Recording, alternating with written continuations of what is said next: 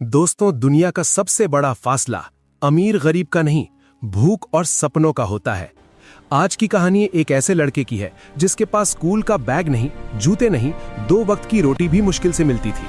फिर भी उसने भारत के सबसे बड़े गणित प्रोफेसर को घुटने टेकने पर मजबूर कर दिया। जो सवाल टीचर को सॉल्व करने में 20 साल लगे, मैं ये सॉल्व नहीं कर पाऊंगी। उसी सवाल को कचरा बीनने वाला सूरज सिर्फ 1 मिनट में सॉल्व कर गया। आइए देखते हैं उसने ये कैसे किया। सुबह की धूप अभी ठीक से निकली भी नहीं थी कि शहर के सबसे फेमस और महंगे आर्यभट्ट इंटरनेशनल स्कूल के गेट पर हलचल शुरू हो गई। ये स्कूल रईसों के बच्चों के लिए था, जहां टैलेंट से ज्यादा पैसों के दम पर एडमिशन मिलता था। बड़ी बड़ी गाड़ियां रुक रही थीं और एसी कारों से बच्चे उतर रहे थे। उनके कपड़े चमक रहे थे, उनके जूतों पर धूल का एक कण भी नहीं था। लेकिन इसी चमक दमक से दूर स्कूल की दीवार के ठीक बाहर कूड़े के ढेर के पास एक 12 साल का लड़का खड़ा था। उसका नाम था सूरज। सूरज का हुलिया ऐसा था कि लोग उसे देखकर मुंह बना लेते थे। उसके कपड़े गंदे थे, शर्ट के बटन टूटे हुए थे और पैरों में अलग अलग रंग की हवाई चप्पलें थीं, जो शायद उसे किसी कचरे के डिब्बे में मिली होंगी। उसके कंधे पर प्लास्टिक का एक बड़ा सा बोरा लटक रहा था। लेकिन अगर आप ध्यान से सूरज की आंखों में देखते तो वहां आपको भूख नहीं, एक अजीब सी चमक दिखाई देती। सूरज कचरा बीनता था, लेकिन उसका ध्यान प्लास्टिक की बोतलों पर कम और स्कूल के अंदर से आने वाली आवाजों पर ज्यादा रहता था। उसे कूड़े के डिब्बों में ज्यामिति के शेप्स दिखते थे। उसे गाड़ियों के नंबर प्लेट्स में मैथ्स के पैटर्न नजर आते थे। वो कभी स्कूल नहीं गया था, लेकिन ऊपर वाले ने उसे एक ऐसा दिमाग दिया था जो कैलकुलेटर से भी तेज चलता था। आज स्कूल में माहौल कुछ अलग था। 12वीं क्लास में सन्नाटा छाया हुआ था। क्लास में प्रोफेसर दिग्विजय सिंह आए। दिग्विजय सर शहर के सबसे सख्त मैथ्स टीचर माने जाते थे। उनके बारे में कहा जाता था कि उनके सवाल बच्चों के पसीने ही नहीं, जान भी निकाल देते हैं। दिग्विजय सर आज बहुत गुस्से में लग रहे थे। उन्होंने हाथ में पकड़े डस्टर को जोर से टेबल पर पटका। धूल, वो चिल्लाए, तुम सबके दिमाग में धूल भरी है। तुम्हें लगता है कि तुम्हारे पापा के पैसे तुम्हें पास करवा देंगे? गणित बाजार में मिलने वाली सब्जी नहीं है जिसे पैसों से खरीदा जा सके। ये मेहनत मांगती है। पूरी क्लास डरी हुई थी। दिग्विजय सर ने चौक उठाई और ब्लैक बोर्ड की तरफ मुड़े। उन्होंने बोर्ड पर एक सवाल लिखना शुरू किया। ये कोई आम सवाल नहीं था। ये फर्मैट्स लास्ट थ्योरम और क्वांटम मैथ्स का एक ऐसा उलझा हुआ सवाल था जिसे देखकर अच्छे अच्छे प्रोफेसर्स के हाथ कांप जाएं। बोर्ड पर अजीबो गरीब निशान और नंबर भर गए। 10 मिनट तक वो लिखते रहे। जब वो पीछे मुड़े तो उनकी आंखों में एक चैलेंज था। ये सवाल, उन्होंने भारी आवाज में कहा, मैंने अपनी जवानी के 15 साल इसे हल करने में लगा दिए। ये आज भी अधूरा है। मैंने इसे दी इम्पॉसिबल इक्वेशन नाम दिया है। मैं तुम अमीर बच्चों को खुली चुनौती देता हूं। तुम्हारे पास इंटरनेट है, ट्यूटर्स हैं, दुनिया भर की किताबें हैं। अगर कल सुबह तक किसी ने इसका सही जवाब निकाल दिया तो मैं अपनी टीचिंग की नौकरी छोड़ दूंगा और उस स्टूडेंट को अपनी सोने की घड़ी इनाम में दूंगा। क्लास का टॉपर, जिसका नाम विक्रम था, उसने चश्मा ठीक करते हुए सवाल को देखा और मन ही मन हार मान ली। ये सवाल सिलेबस के बाहर नहीं, दुनिया के बाहर का था। घंटी बजी और प्रोफेसर गुस्से में पैर पटकते हुए बाहर चले गए। बच्चे भी बड़बड़ाते हुए निकले। पागल है बुढ़ा, विक्रम ने अपने दोस्त से कहा। यह सवाल कोई इंसान हल कर ही नहीं सकता। लेकिन किसी ने ध्यान नहीं दिया कि क्लास की खिड़की के बाहर लोहे की जाली से चिपका हुआ सूरज खड़ा था। उसकी काली पड़ी उंगलियां जाली को कसकर पकड़े हुए थीं। उसकी नजरें उस बोर्ड पर लिखे सवाल पर जमी हुई थीं। उसे वो सवाल डरावना नहीं लग रहा था। उसे वो सवाल एक खूबसूरत कविता जैसा लग रहा था। नंबर उसके दिमाग में नाचने लगे। उसे ऐसा लगा जैसे वो सवाल उससे बात कर रहा हो, उसे बुला रहा हो। सूरज वहां तब तक खड़ा रहा जब तक चपरासी ने उसे डंडा दिखाकर भगा नहीं दिया। भाग यहां से भिखारी, स्कूल को गंदा कर रहा है, चपरासी चिल्लाया। सूरज भाग गया, लेकिन उसका दिमाग वहीं क्लासरूम में छूट गया था। दोस्तों, कहानी में आगे क्या हुआ ये जानने से पहले अगर आप ऐसी ही दिल को छू लेने वाली कहानियां सुनना पसंद करते हैं तो अभी हमारे चैनल को सब्सक्राइब कर लें ताकि कोई भी नई कहानी आपसे मिस ना हो। रात हो चुकी थी। शहर सो रहा था, लेकिन सूरज की झुग्गी में नींद नहीं थी। उसका शराबी पिता खर्राटे ले रहा था और मां बीमार पड़ी थी। घर में खाने को कुछ नहीं था। सूरज का पेट भूख से मरोड़ रहा था, लेकिन आज उसे भूख से ज्यादा बेचैनी उस सवाल की थी। वो सवाल उसे सोने नहीं दे रहा था। उसके दिमाग में बार बार वो सिंबल्स आ रहे थे। रात के 2 बजे जब रहा नहीं गया तो सूरज उठा। उसे लगा कि अगर वो उस सवाल को हल कर लेगा तो शायद उसके मन का शोर शांत हो जाएगा। वो चुपके से अपनी झुग्गी से निकला और स्कूल की तरफ दौड़ा। स्कूल का पिछला गेट टूटा हुआ था, जहां से वो अक्सर प्लास्टिक उठाने अंदर घुसता था। आज वो प्लास्टिक उठाने नहीं, कुछ सीखने जा रहा था। स्कूल के गलियारे अंधेरे में डूबे थे। गार्ड सामने वाले गेट पर सो रहा था। सूरज परछाई की तरह क्लासरूम की खिड़की तक पहुंचा। खिड़की खुली थी, वो अंदर कूद पड़ा। क्लास में घुप्पा अंधेरा था, बस बाहर स्ट्रीट लाइट की हल्की रोशनी आ रही थी जो सीधे ब्लैक बोर्ड पर पड़ रही थी। बोर्ड पर वो सवाल अभी भी वैसे ही लिखा हुआ था जैसे कोई भूत मुंह खोले खड़ा हो। सूरज धीरे धीरे आगे बढ़ा, उसके पैर कांप रहे थे। डर इस बात का नहीं था कि वो पकड़ा जाएगा, डर ये था कि क्या वो इसे कर पाएगा। उसने टीचर की मेज से एक चौक का टुकड़ा उठाया। वो चौक उसके खुरदरे गंदे हाथों में अजीब लग रही थी। उसने लिखना शुरू किया। खट खट। सन्नाटे में चौक की आवाज गूंजने लगी। पहले वो धीमा था, लेकिन जैसे जैसे सवाल सुलझता गया उसकी रफ्तार बढ़ती गई। सूरज भूल गया कि वो भूखा है, वो भूल गया कि वो एक कचरा बीनने वाला है। इस वक्त वो सिर्फ एक गणितज्ञ था। उसके दिमाग में कायनात के सारे ताले खुल रहे थे। उसे वो रास्ता मिल गया था जो प्रोफेसर दिग्विजय को 15 साल में नहीं मिला। पसीने से भीगा, धूल में सना सूरज 3 घंटे तक लगातार लिखता रहा।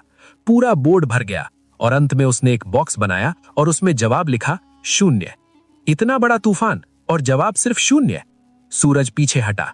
उसने बोर्ड को देखा और उसके चेहरे पर एक ऐसी मुस्कान आई जो शायद उसे पेट भर खाना खाने पर भी ना मिलती। उसने चौक रखी, खिड़की से कूदा और रात के अंधेरे में अपनी दुनिया कूड़े के ढेर की तरफ वापस चला गया। अगली सुबह 8 बजे प्रोफेसर दिग्विजय क्लास में आए। उनका मूड कल से भी ज्यादा खराब था। हाँ भाई, किसी ने कोशिश की? उन्होंने ताना मारते हुए पूछा। पूरी क्लास शांत थी। विक्रम खड़ा हुआ। सर, हमने गूगल पर भी चेक किया, ऐसा सवाल कहीं नहीं है, ये गलत सवाल है।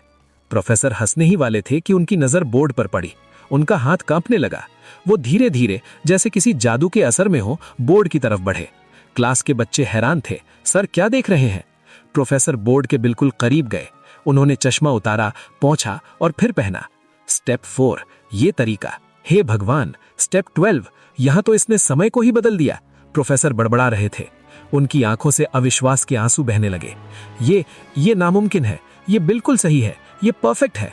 वो अचानक पलटे और चिल्लाए, किसने किया ये? झूठ मत बोलना।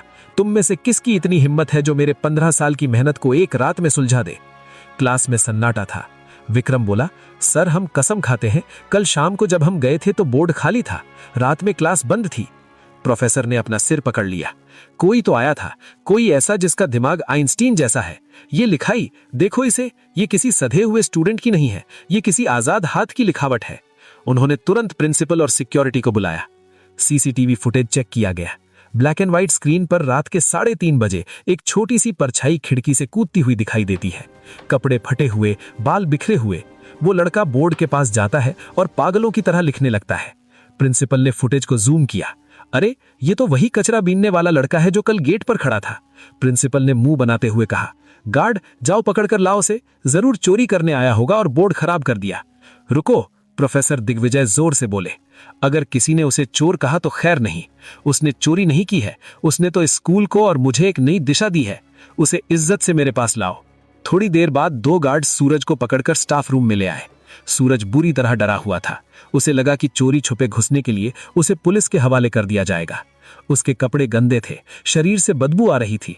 स्टाफ रूम में बैठे बाकी टीचर्स ने अपनी नाक पर रुमाल रख लिया, लेकिन प्रोफेसर दिग्विजय, वो अपनी कुर्सी से उठे और सीधे सूरज के पास गए। सूरज ने हाथ जोड़ लिए। साहब, माफ कर दो, मैंने कुछ चुराया नहीं, मुझे बस वो सवाल परेशान कर रहा था। मुझे लगा मैं उसे ठीक कर सकता हूँ। चौक भी मैंने वापस रख दी थी साहब, मुझे मत मारो। उसकी आंखों में आंसू थे, गरीबी और बेबसी के आंसू। दिग्विजय सर की आंखों में पानी आ गया। उन्होंने सूरज के गंदे हाथों को अपने हाथों में ले लिया। वो हाथ जो शायद कभी साबुन से नहीं धुले थे, आज एक प्रोफेसर उन्हें चूम रहा था। बेटा, तुमने कुछ नहीं चुराया, बल्कि तुमने तो मुझे वो दे दिया जो मैं पूरी जिंदगी ढूंढ रहा था। प्रोफेसर ने पूछा, तुम्हें ये सब किसने सिखाया? तुम स्कूल नहीं जाते? सूरज ने सिर झुका लिया। साहब, स्कूल जाने के लिए पैसे नहीं थे। कचरे में पुरानी किताबें मिलती थी, रद्दी वाले की दुकान पर बैठकर पढ़ लेता था। लोग कहते हैं मैं पागल हूं क्योंकि मैं दीवारों पर नंबर लिखता रहता हूं। मुझे लगा मैं गलत करता हूं। प्रोफेसर ने उसकी ठुड्डी पकड़कर उसका चेहरा ऊपर उठाया। तुम पागल नहीं सूरज, तुम जीनियस हो। तुम वो हीरा हो जिसे दुनिया ने कीचड़ समझकर फेंक दिया था। प्रोफेसर उसे लेकर क्लासरूम में गए, वही क्लास जहां अमीर बच्चे बैठे थे। सूरज दरवाजे पर ही रुक गया। अंदर आओ, प्रोफेसर ने कहा। जैसे ही सूरज अंदर आया, बच्चे हंसने लगे। अरे, ये तो कचरे वाला है, छी, कितनी बदबू आ रही है। प्रोफेसर ने डस्टर पटका। खामोश, अपनी जुबान बंद रखो। आज इस कमरे में अगर कोई सबसे अमीर है तो वो ये लड़का है।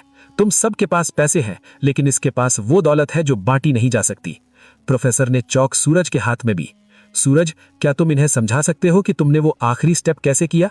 सूरज ने कांपते हाथों से चौक पकड़ी। पहले उसे डर लगा, लेकिन जैसे ही चौक बोर्ड पर चली उसका डर गायब हो गया।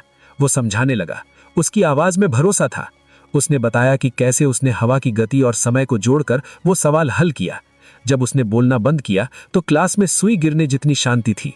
जो बच्चे उसे बुरी नजर से देख रहे थे, अब उनकी आंखों में इज्जत और हैरानी थी। प्रोफेसर दिग्विजय ने अपनी कलाई से सोने की घड़ी उतारी और सूरज की कलाई पर बांध दी। वो घड़ी सूरज के पतले हाथ के लिए बहुत बड़ी थी, लेकिन उसकी चमक सूरज के आने वाले कल से कम थी। प्रोफेसर ने कहा, आज से तुम कूड़ा नहीं उठाओगे, आज से तुम कलम उठाओगे। तुम्हारी पढ़ाई, तुम्हारा खाना, तुम्हारा रहना, सब मेरी जिम्मेदारी। मैं देखता हूं कौन तुम्हें रोकता है। सूरज रो पड़ा। सूरज रो पड़ा। वो प्रोफेसर के पैरों में गिर गया। साहब, मुझे बस पढ़ने देना, मुझे भूख नहीं लगती, मुझे बस सवाल हल करने हैं। प्रोफेसर ने उसे उठाया और गले लगा लिया। उस दिन उस महंगे इत्र से महकते स्कूल में एक पसीने और कचरे की बदबू वाले लड़के ने सबको इंसानियत का पाठ पढ़ा दिया था। स्कूल के बाद सूरज बाहर निकला। उसने अपना वो पुराना गंदा बोरा उठाया, उसे एक बार देखा और फिर उसे वहीं डस्टबिन में डाल दिया। ये सिर्फ एक बोरा नहीं था, ये उसकी पुरानी जिंदगी थी जिसे वो हमेशा के लिए छोड़ रहा था। उसने आसमान की तरफ देखा। सूरज चमक रहा था, बिल्कुल उसके नाम की तरह। दोस्तों, ये कहानी हमें बताती है कि टैलेंट किसी महल का गुलाम नहीं होता, वो झोपड़ियों में भी पैदा हो सकता है। हमारे देश में न जाने कितने सूरज हैं जो रोज कूड़े के ढेर में अपना बचपन और अपना टैलेंट बर्बाद कर रहे हैं। जरूरत है तो बस एक प्रोफेसर दिग्विजय की, जो उस हीरे को पहचाने और तराशे। अगर आपके आसपास कोई ऐसा बच्चा है तो उसे बुरी नजर से मत देखिए। शायद उसकी आंखों में भी कोई सपना पल रहा हो। गरीब होना कोई पाप नहीं है, लेकिन एक टैलेंटेड बच्चे को गरीबी के कारण खो देना समाज का सबसे बड़ा पाप है। आपको ये कहानी कैसी लगी? क्या आपने भी कभी किसी ऐसे छुपे हुए टैलेंट को देखा है?